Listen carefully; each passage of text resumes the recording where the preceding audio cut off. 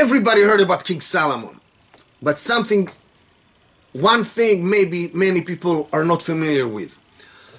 He had a certain custom to dress as a regular person, leave the palace, and go around his kingship, all around the kingdom, to hear among the people what they need, what's going on, what actually is the real life in his kingdom. One day he came to a village.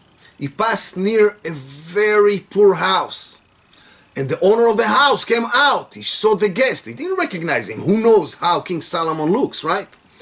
But he ran to him and said, please come to my house. Let me fulfill the obligation, the mitzvah, commandment of hospitality.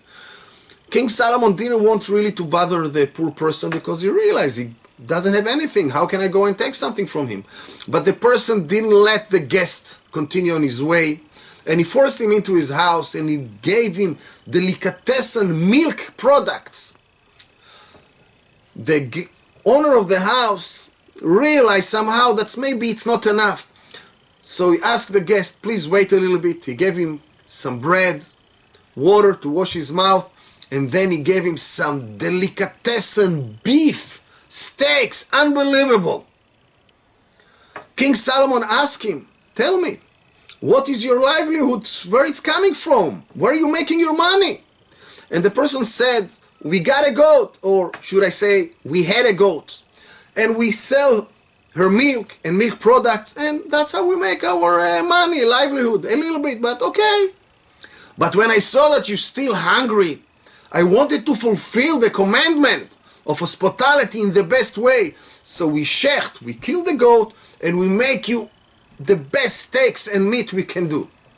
King Solomon looked at him and said, what are you going to do tomorrow? From where are you going to get money? And the poor person looked at him with a smile and said, I trust God, everything going to be okay. King Solomon wrote his name and signed a paper and gave it to the poor person and told him, listen, my name is Solomon. I live in Jerusalem city. Everybody knows me there. Go to the city if you need anything. Show the paper to the guards. They're going to bring it to me. I'm there for you. After a few days, no money. The wife of the poor person told him, listen, maybe this guy is a real guy.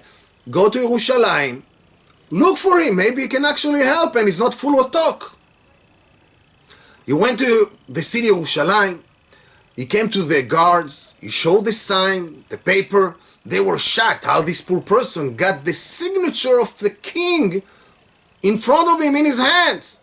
They rushed him to the palace, and in the palace the guards told him, listen, every day King Solomon go for time of solitude by himself. We don't know what he's doing there, but you got his signature. You can go inside into this, through this room, through this hall. You're going to see him. The poor person was shocked. He was going quietly. And then he came and he saw King Solomon that didn't notice him. And King Solomon was crying and begging to God for help in wisdom, how to run the kingship and the judgment system, to have livelihood, peace, money for all the people in the kingdom. The person went quietly back. He didn't disturb the king. And he decided to go home. When King Solomon came back to the palace and he heard that the guy that was so kind to him came to the palace but left without even speaking with him, he rushed his guards that was able to find him not far from Yerushalayim on his way home. They brought him back to the palace, and King Solomon told him, I don't understand it. You came until here and you didn't even spoke with me. What's going on? And the poor person told King Solomon, I came here because we don't have any money anymore. And my wife told me, maybe you can help us. So I came to ask for your help because you said maybe you can help us. But when I saw that you were begging and davening and praying to God for everything, from spirituality to physicality, I said, if King Solomon davening, I can do the same. I can speak with God. I don't need anybody.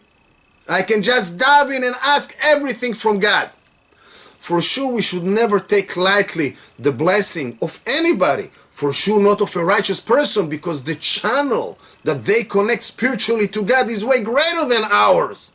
But never underestimate the blessing of anybody and the davening of anybody, for sure not yourself. Nachat Ruach, Klal Israel, who you gonna trust? Only on God. Nachat Ruach.